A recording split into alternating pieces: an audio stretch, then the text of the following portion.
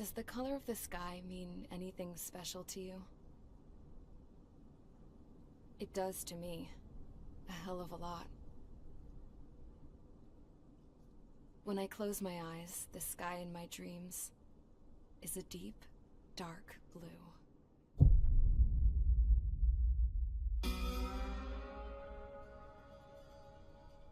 Pilots have been in my family for 4 generations.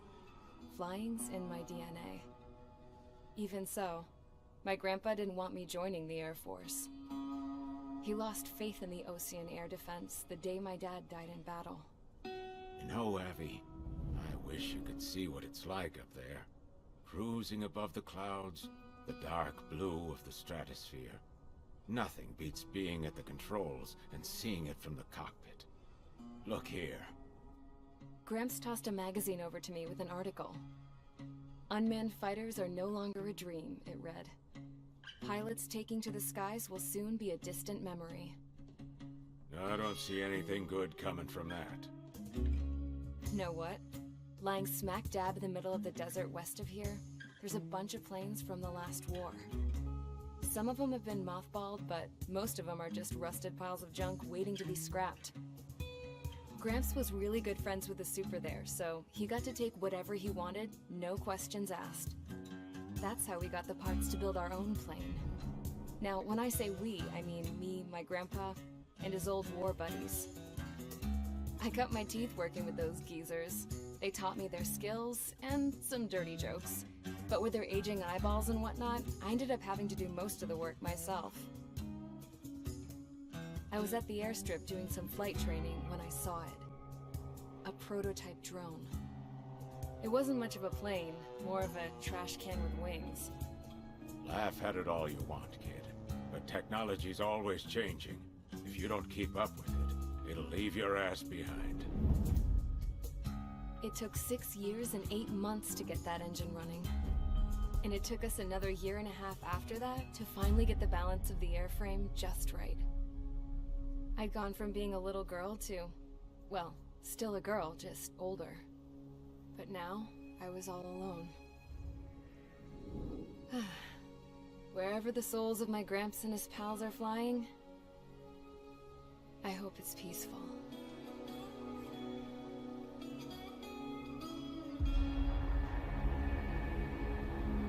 Then, finally, I was ready to break the sound barrier.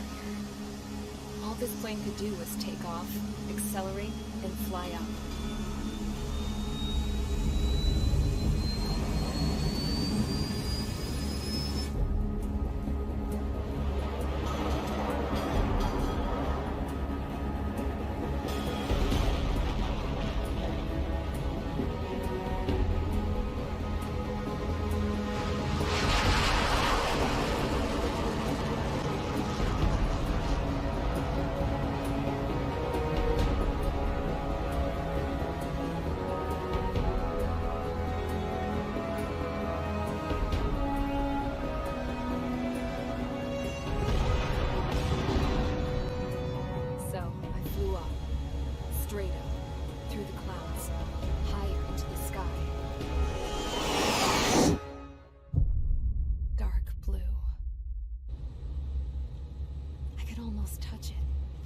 Then I saw Osia's fighters.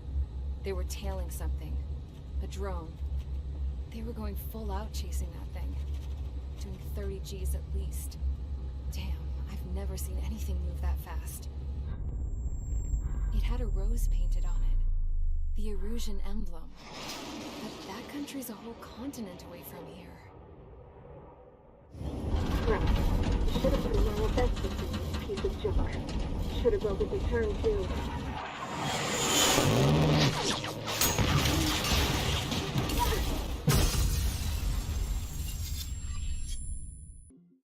As of 1 p.m. today, the Kingdom of Erusia has declared war on the Ocean Federation.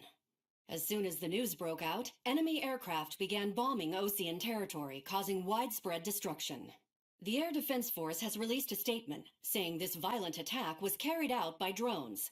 They speculate the drones were secretly transported to Osea in shipping containers and launched remotely. The Secretary of the Navy has stated that the enemy was targeting naval ports across the country. According to the Secretary, all of the nation's aircraft carriers, including one still under construction, sustained severe damage in the attacks. We have yet to hear back from the department as to the fate of Ocean carriers currently at sea. Hold on. I've just received breaking news. The International Space Elevator, which is being built in southern Usea, has been seized by the Erusian Army. Reports say former President Harling was touring the site at the time, but his current whereabouts are unknown. Our sources in government tell us it was Harling's policies regarding the space elevator that caused economic frictions in the area, and which ultimately led to this war. Located near Erusia, on the continent of Usea, the space elevator has been under construction for some time now. The Executive Office of the Ocean Federation has declared a national state of emergency.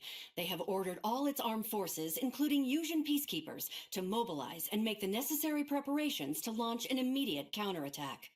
Ladies and gentlemen, our country is officially at war. Stay tuned for further updates. Breaking news from ENN.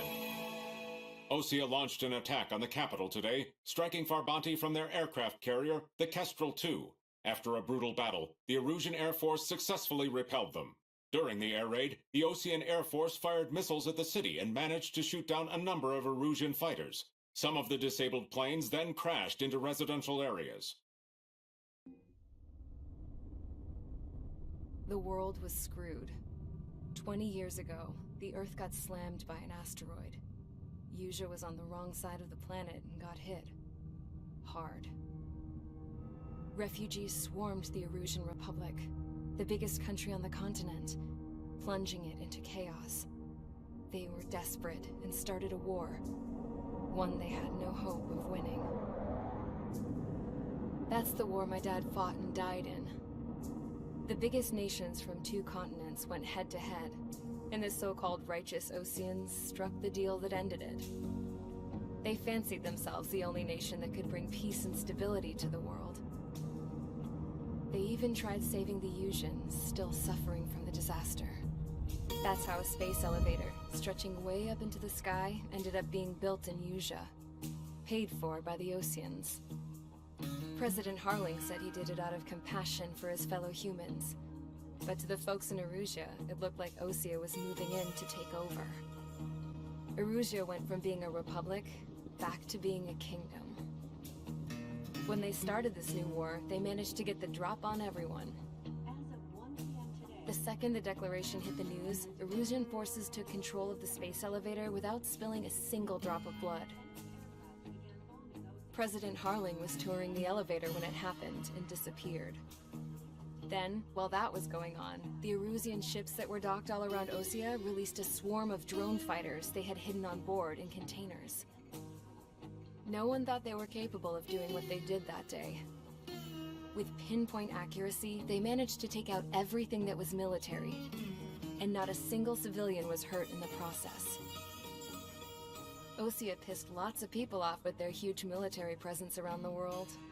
Erusia didn't have the same reach, but they could hit their targets faster and cleaner. And when all this was going down, I just so happened to be in my flying drag racer.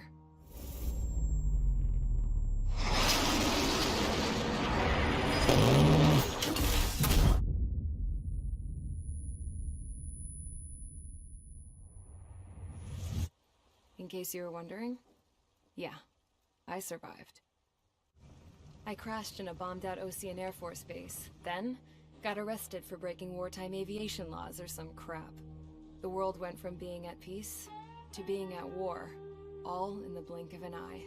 I am Princess Rosa Cassette-Delise of the Kingdom of Erusia. Today, Ocean airspace have shattered the lives of countless Erusians. The attacks practically leveled the school I went to. It is heartbreaking.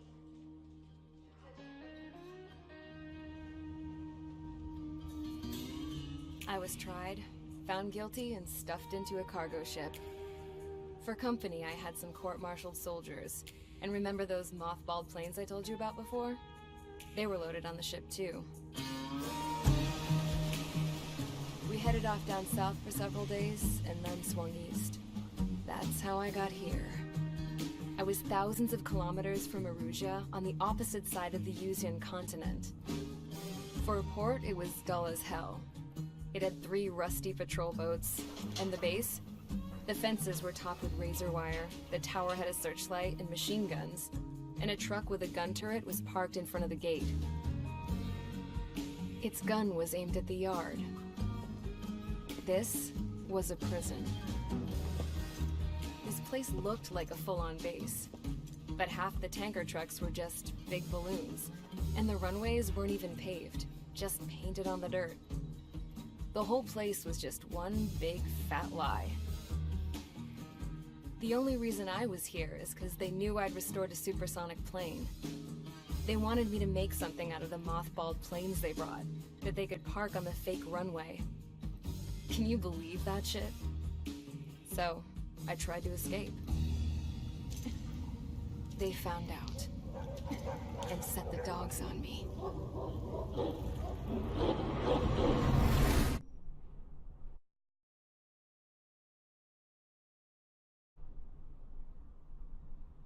Here he comes.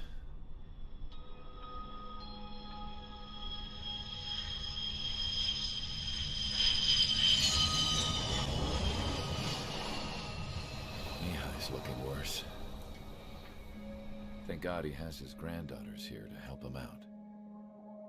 They're sisters, 15 and 10. Engaging the enemy in combat so we could use his physiological data to improve the drones had always taken a toll on Mihai's body. But today, he was really showing his age. The drones we based on his data were being taken down at a faster rate now, compared to when the war began. When Mihai found that out, he insisted on flying to the front lines to see it for himself. Sometimes he could be so stubborn. His age wasn't the only thing affecting his health. Over the years, flying at high altitudes for prolonged stretches of time had ravaged and poisoned his body. But he was a man of grit. Today, after 28 years, he saw combat again. If his flight suit still wasn't good enough to protect him, I can't imagine how many G's he hit today during the battle. As a pilot, he exceeds all our expectations. It's going to take a bit more tweaking before our drones can match his skill.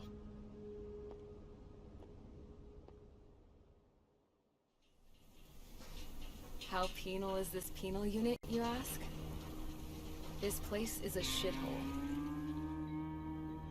If you took the stink of all the corruption in the world, then corralled it all in one place, that would give you a pretty good idea of what the air smells like around here.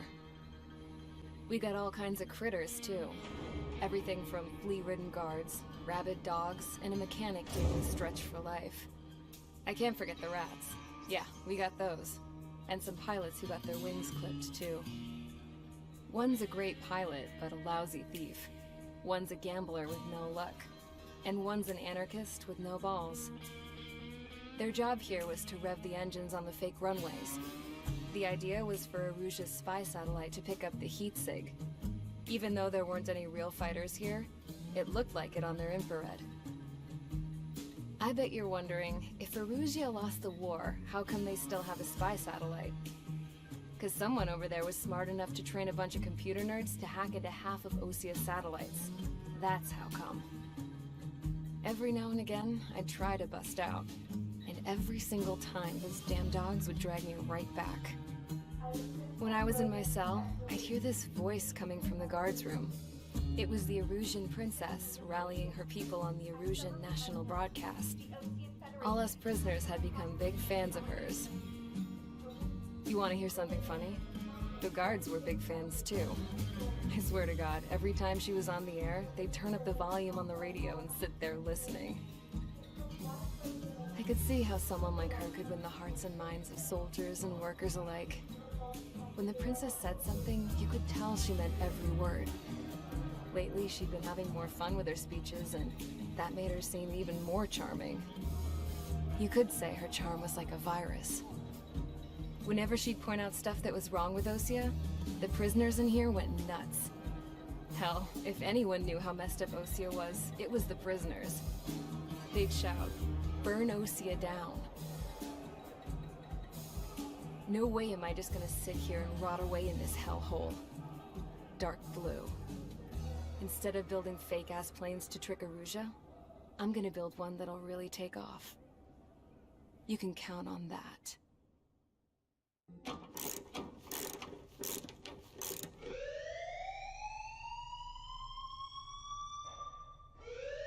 Bad news for us here at the prison. The enemy fell for our decoy base. With all the fake planes and trucks we had out, it must have looked to them like the Osean Air Force was about to go on the attack. Day after day after day after day, they bombed us. Osea didn't give a damn. We weren't soldiers to them, so go ahead. Bomb us. In their eyes, we were expendable. Worth less than the fake planes in the bunkers. No biggie. While I made fake planes, they had me put together some working ones. Then, some genius at HQ decided we should send it up, so the base looked legit. Thankfully, we had people to crew them. It didn't matter what we were locked up here for anymore. Top brass needed pilots, and criminals were all they had. A crook, a gambler, an anarchist. Just your typical lowlifes. They threw each one of them in a cockpit and sent them up to intercept the enemy's planes. But in the end, it was all just for show. So, up they went, day after day after day. Today they tossed someone new into the mix. Wonder what he did to get sent here. My dad died flying for the Osean Air Force. When your allies are surrounded, one of the most dangerous missions is giving them cover to retreat. Whoever signed up for that was a real hero. But even more dangerous than that was being the one who had to cover the rear guard's retreat. That was my dad's job, and one time, he called it off. Said it was too late for him. Said anyone else would have done the same. I found that out from a war buddy of his when he came to tell me how my dad died. The next time a retreat happened, my dad volunteered to be in the rear guard. Dumbass. He died all right. No one came to help. The news nearly broke me. Of all the ways to get killed, that's gotta be the most pathetic one ever. Am I right? There's a rumor going around about another inmate. A guy they brought here a little while ago. Get this, Talk in the cell block says he was sent here because he killed Harling, the president of Osea during the last war, remember? He's the one that sent my dad on that suicide mission. He's the reason I had to go live with my grandpa, and why me and Gramps started building a supersonic jet. He's the reason I ended up here. Maybe I should give that guy a thank you note for killing him. Nah. God, I hate the smell of this place. It's all fake and lies and bullshit. It reeks. Mihai's granddaughters liked to keep to themselves mostly. They were well behaved and possessed a sort of quiet elegance.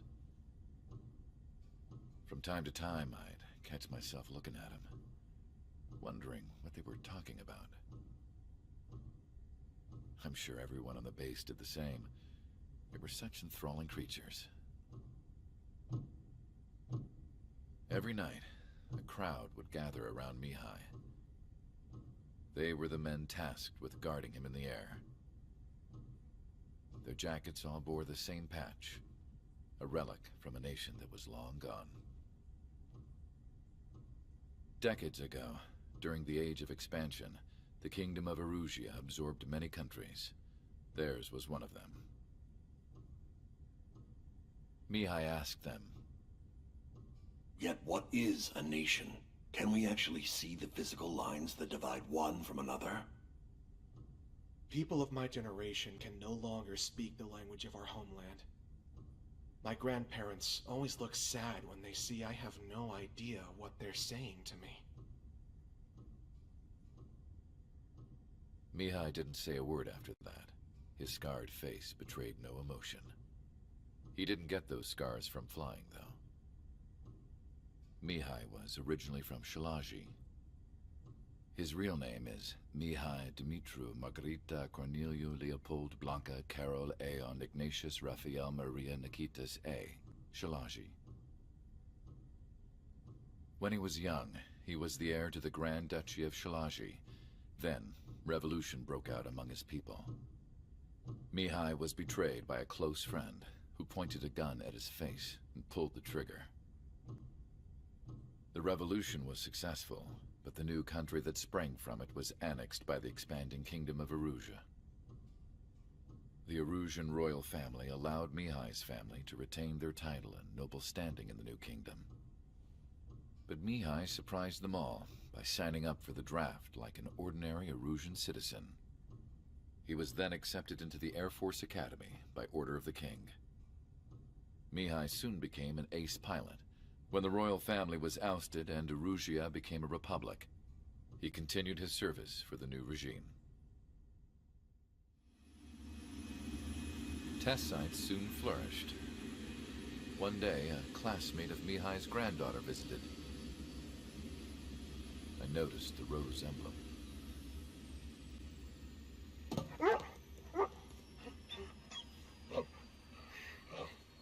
She laughed like a princess, and I found out later she was indeed the daughter of Erusea's new ruler. She was the connection to the royal bloodline everyone was looking for, the one to restore the monarchy. This new princess was truly a godsend for the Erusian people. If Mihai's granddaughters were like the moon, she was like the sun, around which everything seemed to orbit. Her face was so expressive. It's no wonder the people of this war-torn country instantly felt at ease when they saw her speeches.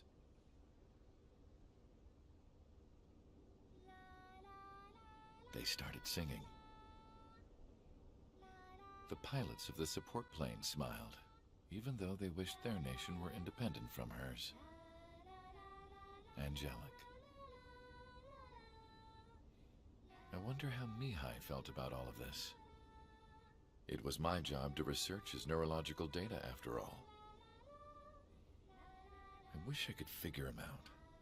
Whatever his feelings were about losing his homeland, he kept hidden, even from me.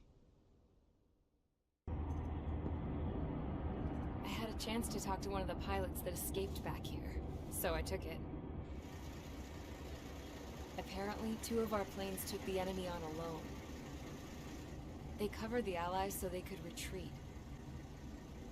The hell kind of idiot does a thing like that? The last pilot to land back at the base was that scrawny anarchist dude. He always had this dumb grin on his face, like he didn't give a damn about whatever he did to get thrown in here with the rest of us. Was he the one who went gung-ho? I bought him a drink later. After the usual small talk, I turned the topic around to the mission. For an anarchist, he struck me as a bit weird. Nothing like what I expected. He talked a mile a minute and kept going on and on about library books. Not encyclopedias, those cheesy adventure novels you read in high school. Nothing against those. I like a good story myself once in a while. But I wasn't here to talk books. I remember that day well. Amidst the swirling clouds, the fighter squadron was trying to help its allies reach safety. He's pretty foolish, isn't he? I thought so too. Suddenly, a highly skilled enemy fighter squadron appeared and began picking them off at the edges. One by one, they fell right out of the sky. Although, I guess there was nobody around that was even more foolish to go to their aid then. So you simply watch things unfold from a distance. Yeah. I mean, who would have ever thought that I'd just go and follow him straight into the enemy squadron like that? After what felt like decades, I finally got to the info I was looking for. He wasn't the guy. He said he was just following his wingman's lead and managed not to die somehow. The hero on this mission was the new guy. The one that killed Harling. How did you feel? I'm still kind of shaken up, actually. But you know, I do feel a certain sense of pride, too. He really is foolish, isn't he? Yep, he sure is.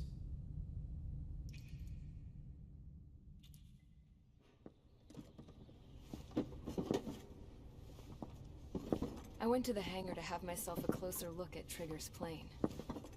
I knew that burnt smell. That's what happens when an engine's been driven to its limit. This pilot was a hot dog. From now on, I was gonna keep my eye on this idiot. From a distance, though. I didn't want to get too tight with someone who was a better pilot than my dad. Even so, I decided to give this guy's plane a little bit of the old Avril magic touch. He needed all the help he could get. Suddenly, we were being treated like a regular unit. We've been ordered to pack everything up and move the base further inland. We even got a transport plane. The funny thing is, no one here remembers I've got a bum leg and, oh, that I'm not a soldier. Take a look at the map. There's an island on the other side of Usea our Marines landed on. The space elevator's not too far from there. They tell us the airfield's being used as a base to support the elevator. Not sure if I trust that intel. Anyway, the transport plane's gonna drop us there, without any fighters to cover us. Some genius thought we could commandeer the enemy's jets they left in the hangars, and use those to fight. Y'all aren't real soldiers, they said. Any other day we'd be using you lowlifes to go out and dig up landmines. And prisoners don't get guns. You'll just have to make do with whatever we give you and like it.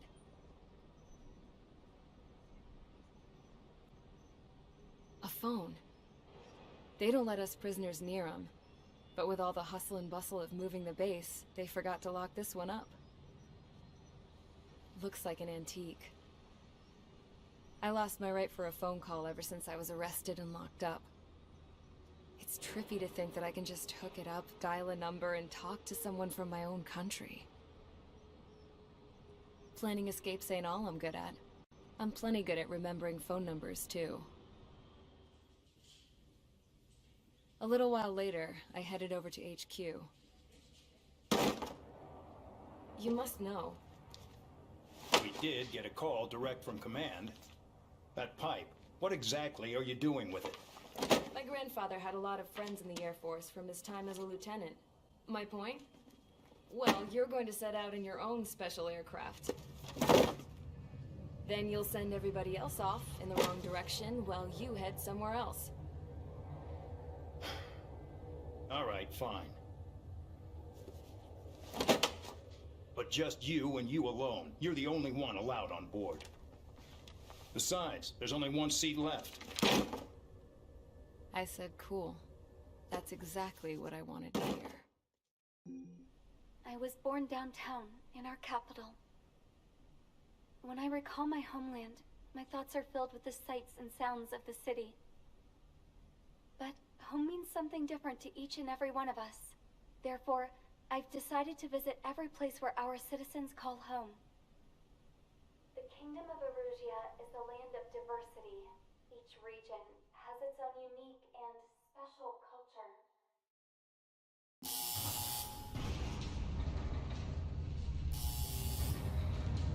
Mihai's second sortie was designed to calculate how his physiology changed under the stress of combat. My job was to compare his performance as a pilot now to when he was younger, and understand how his skills evolved. To tell you the truth, I'm not sure I wanted to know the answers anymore.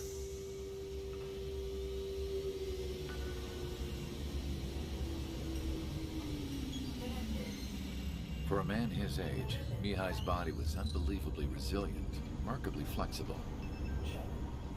His reflexes were as sharp as they ever were. Still, after all those years of flying in the outer layers of the atmosphere, even someone as strong as Mihai wasn't immune to the effects of the strain. The human body is fragile. It was not meant to handle the excessive amounts of radiation that constantly bombarded the stratosphere. For Mihai's second sortie, we used a flight suit that was still untested. He seemed fine on takeoff, but by the time he landed back at the base, it was clearly a mess. He got caught in a surprise dogfight with an especially stubborn enemy. It took a while for Mihai to bring him down. Suspend mission. suit was ineffective. According to the data, it wouldn't let him fly to his full potential. A new flight suit was made to my exact specifications. When it finally arrived, Mihai's granddaughters glared at me with their disapproval. They blamed me for the pain their grandfather had to keep enduring. But Mihai remained stoic. He wasn't the type of man who cared about anything that happened here on the ground. I wasn't worried about it. I was confident the new suit would protect him thoroughly, so that he could maneuver his plane any way he wanted. The moment he took off in his new flight suit, I realized what I had failed to before. Right after takeoff, as the wheels retracted, the plane suddenly arced up. It accelerated so quickly. I had never seen a plane move like that before. Mihai hit the high G's multiple times before disappearing into the blue. The support team couldn't even keep up. And then I knew. I understood why he never seemed to care about restoring his stolen country back to its former glory, and why he didn't seem to care about anything that happened here on the ground. Of course, Mihai's kingdom was the sky.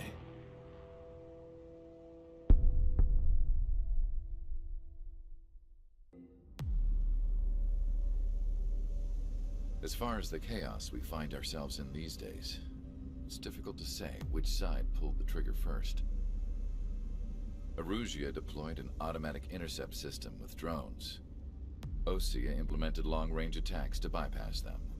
So Erusia decided to sabotage Osea's communications and navigation technology. Erusia couldn't launch a satellite themselves, but they were still able to hack the software of the Osean transmission and navigation systems. Before Osea even noticed, half of their satellites were hijacked. That's when things got ugly. In an attempt to knock out each other's capabilities, both forces launched fighters loaded with anti-satellite missiles at the same time. Only military satellites were targeted. However, their destruction created a debris field in orbit, which wiped out scores of other satellites, both private and government-owned. What kept the world relatively sane up to that point had been free-flowing data and information. But now, those were gone. All that remained was chaos and confusion. Government and civilian broadcasts and transmissions were cut off. The flow of information had ceased. Forces on both sides of the conflict now found themselves unable to communicate with their superiors. Many of the smaller countries annexed by Erusia and yearning for their independence seized the opportunity and started their own uprisings. As for why some of Osea's military decided to break off from the main force and continue on their own, I have no idea. Perhaps there was some sort of dispute over the chain of command. The continent that had once seen wars that were only fought between Osea and Erusia was now full of numerous conflicts between rival leaders vying for power. Insurgencies were everywhere. I even heard a rumor that a group of Osean convicts had rebelled. Rumors. It never ceased to amaze me that even at a crazy time like this, something as trivial as a rumor could find its way here. Communications from corporate were cut off. Apparently, the entire computer network was down. It was a wise decision to make our drones autonomous with AI instead of being radio-controlled. Wise and forward-thinking. Even with their GPS offline, they can still use their sensors to navigate as long as they're working properly. I'm sure the drones are still working perfectly, following their mission orders to the letter. I wish I could upload Mihai's new data to them. But without a connection, I can't upload the software to the active drones. The new ones we're making, though, there should still be enough time to upgrade those before they're activated. I'll be taking the data I've acquired away from the front lines now. Oh, and I'll be taking the girls, too. I told my assistant Masa it was time to get Mihai's granddaughters ready to leave here. She's not much older than the girls, but she has a way about her, and I'm sure she won't have any trouble with them. I saw a plane flying off in the distance.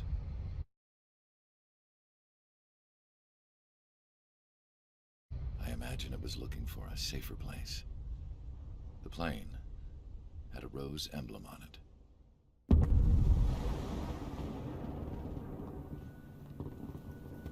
The island we went to was supposed to have been secured by the ground forces. They hadn't gotten a handle on things by the time we got there, so now we were stuck in the middle of a half-assed campaign. My job was to get the planes ready for combat, making repairs and handing them over to our troop of cons. Thing is, the enemy still had the hangars.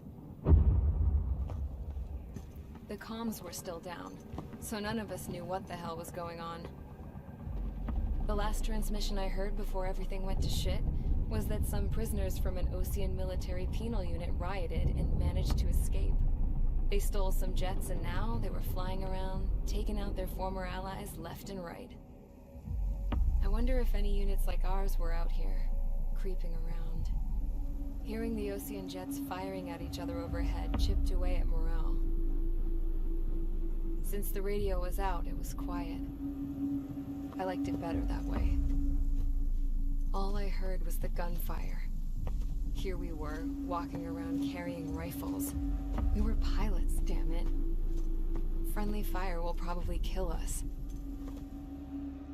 You know things are desperate when the guards that used to lock us into solitary are now telling us it's better we all stick together.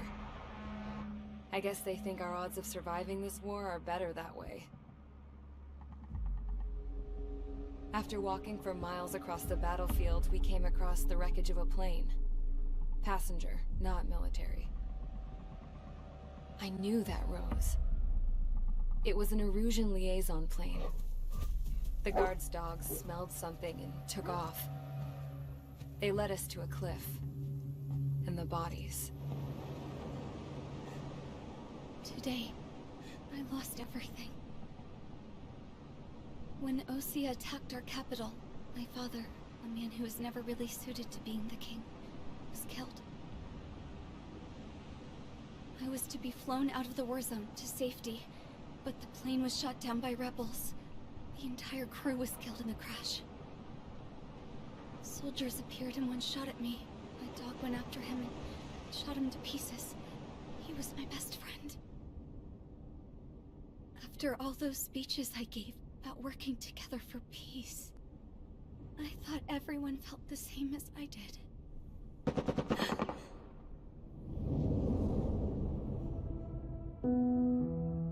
I'm sure the soldier who shot at me knew I was the Princess of Erusia. He was Erusian too. More soldiers have come. Now, there is no one left to protect me. I am so numb, I cannot move. I watch as one of their dogs approaches. It sniffs mournfully at my dead friend. I wonder if it grieves for him as much as I do. I can barely think. I feel weaker by the minute. I don't know who these soldiers are with, but I managed to take a sip of the water they gave me. How long have you been here? Somehow, I muster the courage to answer the woman's question. I tell her I've been there 3 days. They gather around me with grim looks on their faces. What would they do if they knew I was the Erusian princess?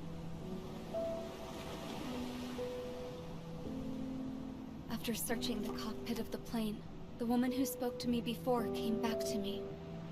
This is an air-to-ground tactical radio. It still works! I noticed she walked with a limp. She knelt down next to me and asked her companions to give me some food.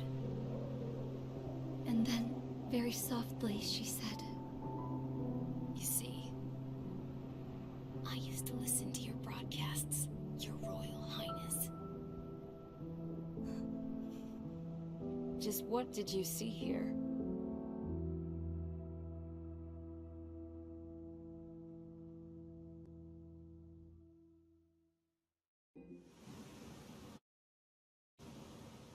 We found a boat, then sailed away from the island. We had to. We didn't belong there. The new guy's name was George. I noticed when the anarchist said his name, he said it with a thick Belgian accent. How did you know that he was from Belka? Well, both my parents were from Belka, so... You never told me that. They say that Belkans are known for their conspiracies. That's just a stereotype. Now, I simply stated my honest opinion and was thrown in jail for it.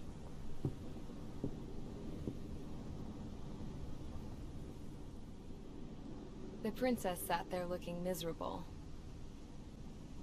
That was a dumbass stunt she pulled back there, but it got us on this boat.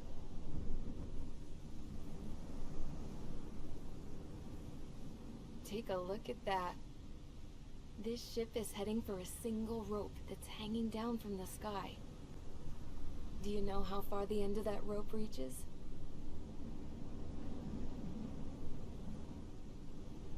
Outer space.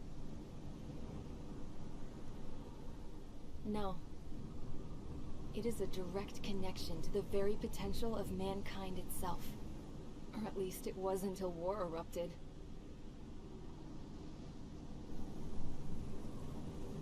It's my strong belief that the rope might be connected to a very distant, faraway source of great conflict and strife. Even long before the war, the whole world started falling apart once Harling began trying to build it. I often wonder what was going through Harling's mind when he was trying to destroy the very thing that so many people were sacrificed in order to create. Sacrificed? What do you mean? Have you seen all of those countless old space shuttles on Tyler Island that are no longer in use? Yeah. I always thought of them as a good source of scrap. They're an obsolete technology that was abandoned during the construction of the space elevator. Which would mean that if the space elevator was destroyed, it would be that much harder for mankind to reach the stars. Until we find another way. But even then, Harling still went ahead and tried to destroy it. At the cost of his own life. That's not the way I heard it. What I heard was that he sacrificed himself to protect the tower from an incoming missile. Oh, I was told he tried to fly his ship into the tower in order to destroy it. I wonder which story is true, Your Royal Highness. I don't know. Looking at it objectively, it's reasonable to believe that Harling had both options before him. When it comes to which one you think he took, I guess it's like a mirror. Yes, it is. It's like a mirror looking into your own soul, based on whichever choice you believe it was. At the moment, though, I can only see darkness.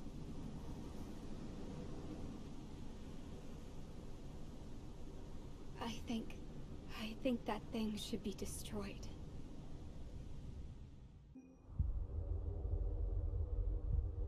When we got to the mainland, we found the space elevator's support facility. I guess this was the factory where they built the gigantic structure the elevator traveled in. There was this little girl sitting in front of a mural. When the princess saw her, she shuddered like she'd seen a ghost. The girl had a stuffed animal. This was the day after the shit went down at Tyler Island.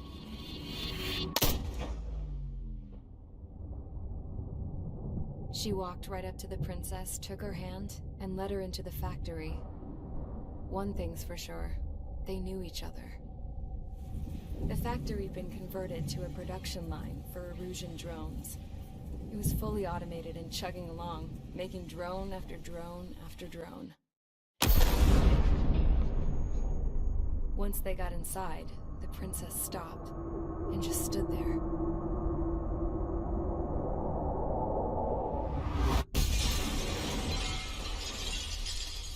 Another girl was there with a man in a lab coat. He was trying to use his keyboard, but she wouldn't let him. She took a data chip and threw it on the ground. Then she walked over to us and took the gun from the prison guard's holster. She pulled the trigger and destroyed the chip.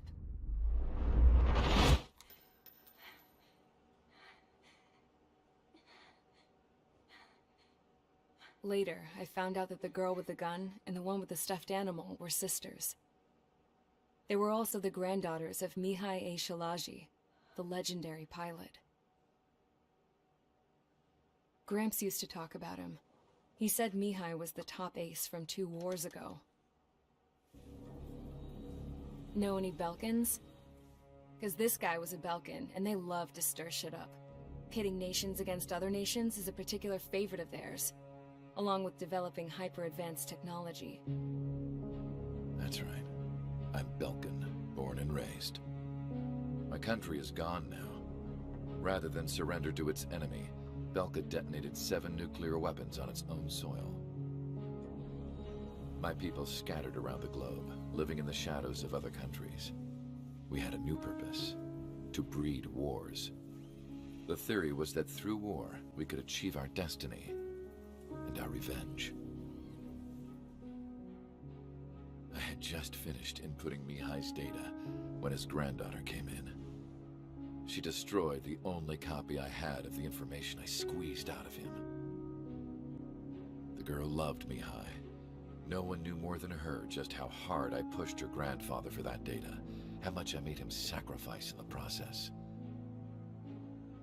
I promised his granddaughters that his efforts were not in vain, that it could end this terrible war. But in the end, it only caused more chaos and despair. We were responsible for all this damage, all this tragedy. Now, we were going to pay for it. The Erusians, once our allies, would see to that. I had lost the drive to continue my work, even before I noticed Mihai's granddaughters eyeing me with suspicion that one day. I should have stopped then, for all our sakes. Mihai's granddaughter tossed the gun aside. She said if she resorted to killing, she'd just end up like the rest of us. And by us, she meant everyone, including the princess. Like me, the princess was afraid to look into the girl's eyes. She knew that by encouraging her people, she kept the war going. Mihai and his granddaughter were victims of it, and now, they too were paying the price. Is this for Belka? Or for Erusia? My grandfather had only one wish: to continue soaring through the endless skies. That was the only place where he felt alive. But I don't even have a country to call home, let alone the sky. The Black Forest, the lake, they are no longer mine. Even though those lands were once cherished by my late mother. We have to learn to put that sense of nostalgia behind us and behave like mature adults. My homeland. She's right. It feels so far away now. The woman with the rifle approached me. She was focused on more pressing issues. I checked the computer. All of the data on the legendary ace had already been installed.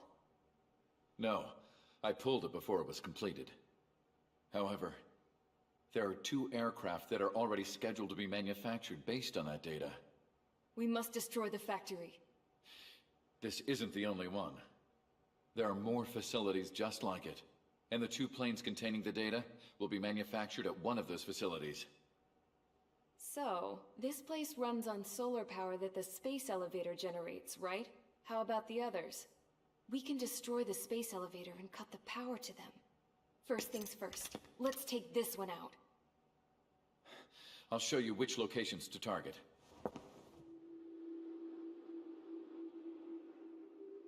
I stood there, thinking about that mural by the factory's entrance.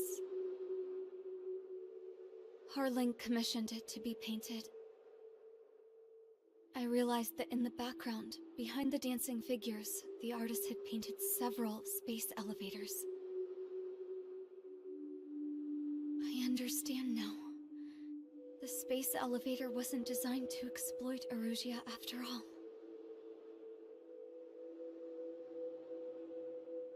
Good. And afterwards, we'll bring down the space elevator itself. No matter why it was built, right now, it's the root of this chaos. I wonder Yes? which path you would choose when looking at Harling's mirror.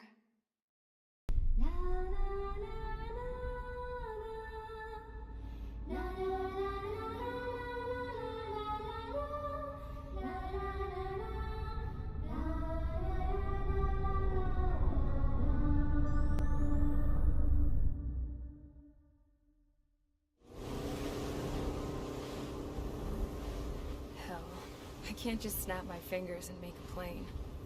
Believe me, I wish I could. Right now, we needed one. Bad. When we were coming over on the boat, I remember seeing an aircraft carrier. That gave me an idea. The Admiral Anderson. The name of an old sailor. When the first drone started attacking, this ship wasn't ready for battle yet.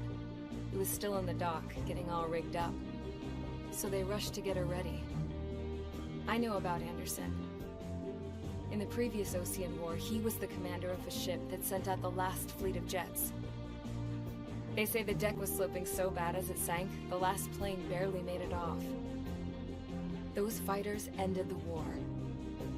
That story gives me a little bit of hope, especially at a time like this. We're all in the same boat, like it or not. If this war keeps going on like it is, it'll be the end of everything. The military loaded this thing to the rafters with planes. Some were fighters that were going to be delivered to bases in occupied territory. It was hit before it could complete the mission. Jackpot. The hangars were loaded with goodies. This scrap queen's got work to do.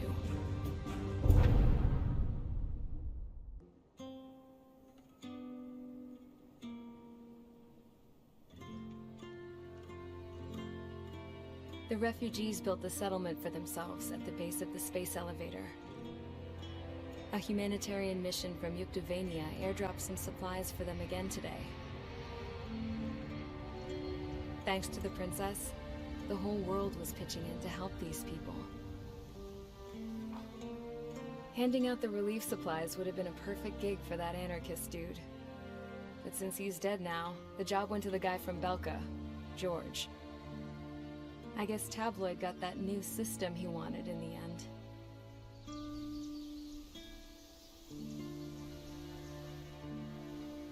Mihai's granddaughters are helping out too.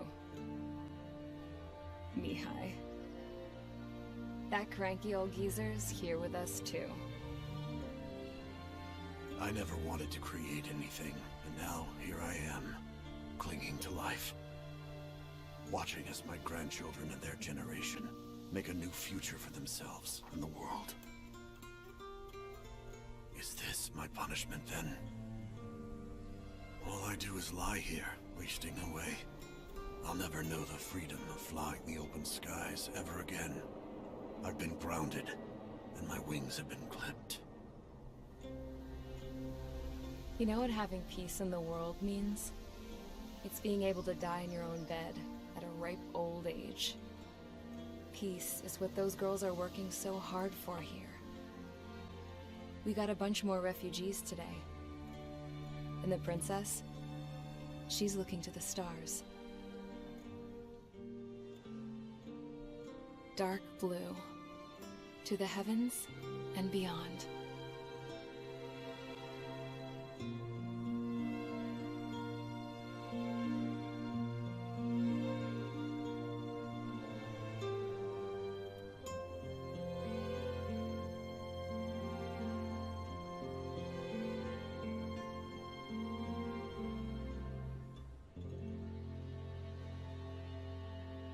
Can you hear me?